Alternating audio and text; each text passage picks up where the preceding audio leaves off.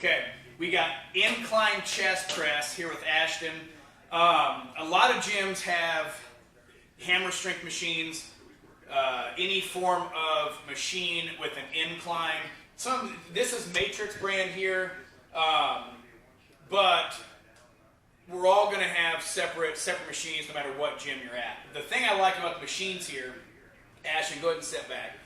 If you're looking at, again, creating insertion points from here, the outer to inner, of bringing insertion points closer together. If you look at how wide his chest is, so his obviously pec is fully lengthened, go ahead and bring it up.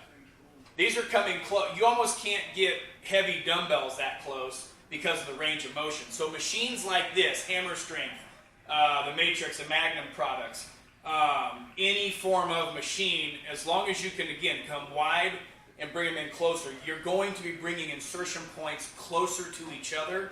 So for, again, maximum muscle hypertrophy, that's going to happen there. So keeping the tension on that. Now with this, what we're going to do is demonstrate, just bring it up and hold it. A lot of people are going to rest at the top. Technically, you're locking out your elbows. This is technically resting. Bring it down about an inch. That's a lot harder, isn't it? Yeah. Now bring it back up. Now bring it back down right there. Just like standing here, I'm not going to stand here and talk to you like this. I'm going to stand here and talk to you like this, so it's locking it out. So go ahead and bring it down. What we're going to do is, just like everything, we're going to emphasize a controlled positive followed by a 3 to 4 second negative with a stop, a distinct stop. Drive back up, right back down. Let's go ahead and go. So we got one. So he's coming up. He's not locking it out. Immediately coming back down into a slow negative. What that does, it keeps constant tension, uninterrupted tension on the muscle. Negatives coming down, positives coming up. Keep going, keep going, keep going. And as you can see, his elbows are closer to his body versus teeing them up. They're closer to his body, which doesn't put as much strain on the rotator cuff. Keep going, keep going, keep going. Now with Ashton, we're going to demonstrate some forced reps. Go ahead and do 2 more. 1 more. Now, if that were his failure, say positive failure, let's say he's by himself, that's when he would get up, take a plate off each side, get back into it, doing a drop set. Just because your muscle is done with the amount of weight that's on there doesn't mean the muscle's done. That's where drop sets come in. When you have a good partner, when someone's with you, I'm going to show you, we're going to go past positive failure into negative failure.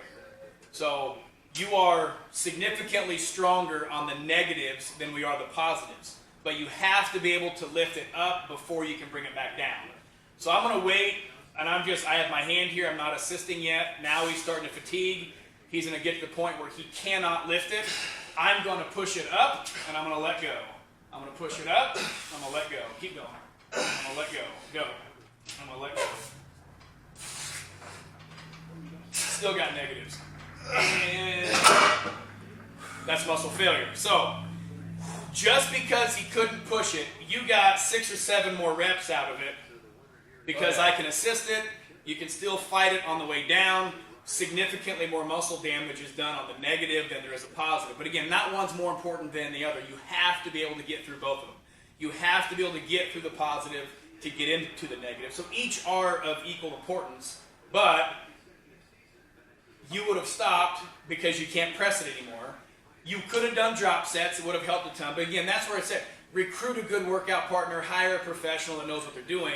But there's a difference between forced reps and assisted reps. You were at the point where you were fatigued, where you couldn't get it up all the way, but maybe I had just had to take a little bit off it. Yeah. Then there was a point where you were pushing water, basically, right? Mm-hmm. Where you can't. Oh, yeah. Now I'm just going to do everything I can do to just lift it and then let go. Yeah. So you can assist, just bring a little bit off the weight to where they're still doing a lot of the work. I'm just assisting.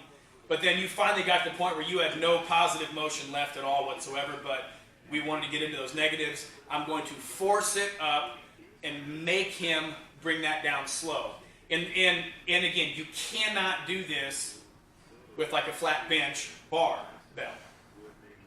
Obviously, this isn't going to fall on him. So if you're going to do that, make sure you're using equipment, hammer strength style machines, things like that, that again, you can take the negative failure and it's not going to injure you. So Good job, buddy. Appreciate it. No problem.